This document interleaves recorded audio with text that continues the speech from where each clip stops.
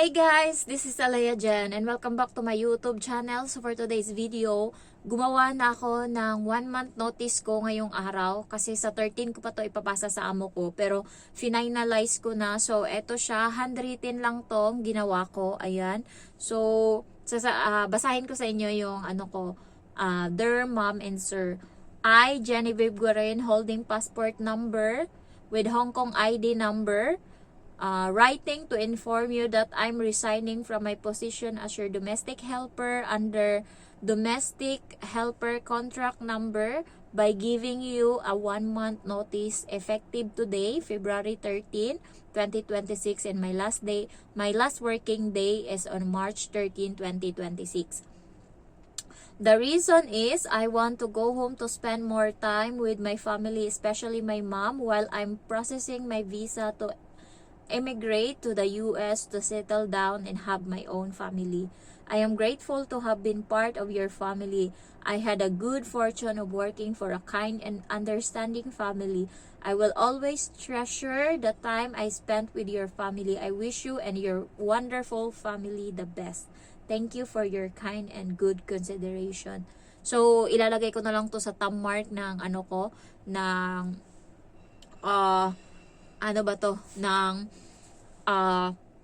video ko, and then ito yung ginawa ko. Ayan yung sobre. Bale, etong sa taas is pangalan ko, tas address ko dito, tas itong sa baba is yung immigration number and address. Ayan. So, tapos ko na siya. Ang kulang na lang dito is yung stamp na bibilhin sa 7-Eleven. So, kanina lumabas ako kasi day off ko. Ito yung nakalimutan ko. Habang naglalakad ako kanina, inisip ko, ano ba yung nakalimutan ko? Bakit parang may mali? Tapos, naalala ko ito pala. Pero nandito na ako sa bahay. Pero lalabas pa naman ako bago mag-Webes. Kaya, maasikaso ko pa to. Or kaya, Martes. Ayan.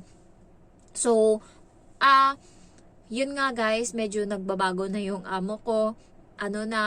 Late na ako nila pinapatapos. Ayan, tapos hindi na nga sila nagluluto ng may sabaw kasi alam nila na inuulam ko yung baboy doon. So, hindi na guys, tuyo na ako dito, charis. 2 linggo na kaming di nag-uulam ng ganon. Diyos ko Lord, yung likod ko napuno na ng kate kasi nga puro ako itlog, tapos gulay, tapos manok, tapos sardinas. Ang puta talaga. Tapos noodles. Ay, alam niyo yung dinuguan. Gusto ko. Tapos yung nilaga namin na langka. Ay, Diyos ko. Talagang sabi ko nga sa boyfriend ko, gusto kong kumain ng shrimp. Gusto ko ng shrimp. Kaya pagpunta namin itong Vietnam, magmumukbang talaga. Mag-i-eat all you can talaga kami doon. Kasi gusto ko talagang kumain, guys. Parang naging ako. Alam niyo yun, sobrang ko ngayon. Parang patay gutom. Ganun yung nagiging labas ko. Ayan, so kawawa naman ako dito. Kaya kahit sabihin nyo na mabait yung amo ko, sa mabait kahit papaano, yung bata lang talaga yung problema. Ang dito talaga pagkain, manghihina ka talaga. Nasanay na ako sa gutom. Dati walang amoy itong, parang feeling ko meron ng yung colon cancer, hindi naman yung colon cancer, pero parang sa loob yung amoy ba. Siguro dahil kulang nalilipasan parati ng gutom, kaya ganun. Kaya ginagawa ko, iniinuman ko siya ng tubig na maligamgam sa umaga para matanggal yung hindi ko alam kung anong sa tiyan ko. Kasi alam niyo yun, ganun yun pag nalilipasan ka ng gutom. Kaya sabi ko talaga pag uwi ko, babawi talaga ako. And gusto ko na talagang umuwi. Talagang, binibilang ko talaga kung ilang linggo na lang ako dito nakasama sila. Nilabas ko na yung sa day off. Tanggalin ko na yung sa day off. May 1 buwan na lang akong natira. Talagang, ayan. So, good luck sa papalit sa akin dito. Sana lang talaga makontrol mo yung bata. Yun yung magiging number 1 disaster mo dito, yung bata. Sa akin, disaster ko nga kahit na matagal na, kahit sa lahat dito sa bahay sa akin yan nakikinig. Pero ako pa din yung nahihirapan. Ako pa din yung nai-stress. Paano na lang kaya pag ikaw, hindi ko lang alam. Lalo pa naman to kapag alam niyang nagagalit ka, mas lalo siyang ginaganahan na gagawin yung mga bagay-bagay. So, good luck sa'yo. Sana lang matagalan mo dito. Ayan, so kung nandito mayon papalit sa akin, kung nanonood siya, magdala ka na ng biscuit kahit papano, kahit 3 pack please, 3 pack ng biscuit. yung malaman-laman mo lang kasi nga para kahit papano, hindi yan kakain sila dito sa bahay eh. Kapag bago ka, hindi sila kakain kasi wala ka pang alam lutuin and kain yan sila ng kain sa labas. So ako nung time na yun, nag-aantay ako, kailan ako kakain ng kanin? Buong araw akong walang pagkain. Parang ganon. Buti na lang nung time na yun, nagdala ako ng kalahating kilo ng gatas and then biscuit, piyaya, biskotso, ganyan. Kaya pagdating dito, kahit wala sila, is nagluluto ako or kumakain ako ng tinapay. Tapos yung bibigay lang sa'yo na tinapay, yung sliced bread, walang palaman. Kaya, Diyos ko, bumili ka na dyan ng peanut butter. Ayan. Or kaya, margarine kung ladies choice, ganyan, para may palaman yung tinapay mo. Kasi nga, bibilhan ka lang nila ng alam niyo yung sliced bread na walang lasa, ganon. Ay, Diyos ko Lord, parang laking pasalamat mo pa yun sa kanya. Kaya, good luck sa'yo dito. And, ayan, nag-resign na talaga ako. Tuloy-tuloy na to, Diyos ko. Konting tiis na lang. So, inaano ko na yung mga damit ko, kung ano yung mga iuuwi ko. Ayan, so, yung damit sana na itatapon ko, yung jacket, iniisip ko, grabe, kita ko yan sa YouTube yung pinambili ko ng jacket. So, hindi ko siya kayang i-give up. Iuwi ko talaga siya. So, ayan, yung 1 month notice guys is ibibigay nyo siya sa amo nyo. Halimbawa, February 13 ako magbibigay. Aalis ako ng bahay March 13 sa susunod. So, or mag-e-end yung contract ko dito or yung termination na binigay ko yung 1 month notice.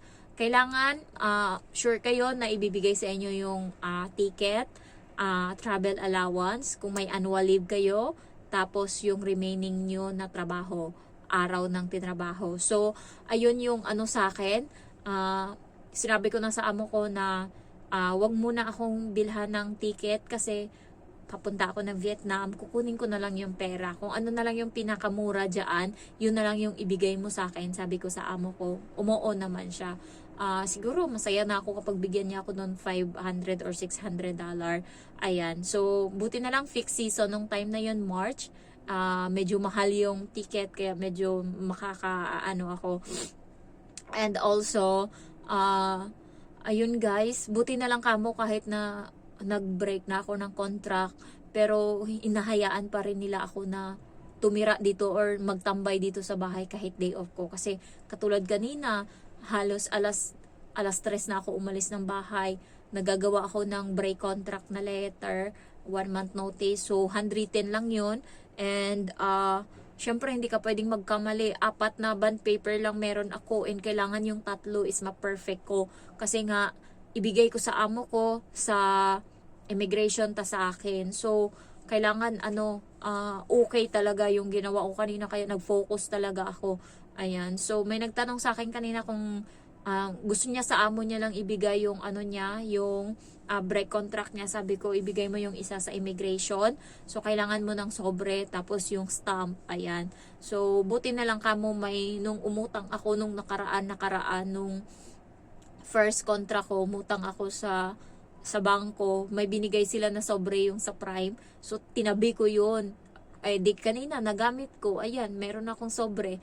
Ayan. So far guys, pinakaano lang talaga dyan. Ang kailangan mo lang ng break contract or 1 month notice kapag, yun nga, mag-break ka. Pero kapag finish contract ka, no need na ng ganyan. Ayan. Meron pa naman akong 14 days na magstay dito sa Hong Kong. Sabi nga ng boyfriend ko, ikutin mo na yung Hong Kong, ganyan-ganyan. Parang sa akin, naumay na ako. Parang naikot ko na lahat. Anong pa ba yung hindi ko naikot dito sa Hong Kong? Siguro yung mga bandang Causeway Bay, ganyan. Hindi pa dyan masyado.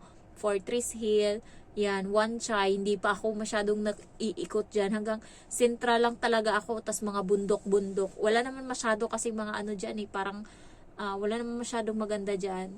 Pero yung alam niyo yung pinaka-favorite ko na part dito sa Hong Kong, yun yung central, yung sa sa may Ferris wheel. Kasi nung bago ako dito sa Hong Kong, yun yung puntahan ko parate. Yun yung unang dating ko dito, doon agad ako pumunta. So parang yun yung pinaka-memorable ko. Kaya every time na may time ako, pumupunta talaga ako doon. Tambay lang ako konti, upo-upo lang, tapos may uwi na ganyan. So, Ayun lang guys, tuloy-tuloy na talaga to. Thanks God. Sana lahat ng plano na nakaset sa utak ko, sana on, alam niyo yun, mag ano-ano ba, inline. Ayan, so, yung walang papalpak, walang mangyaring aberya. So, I pray lang talaga.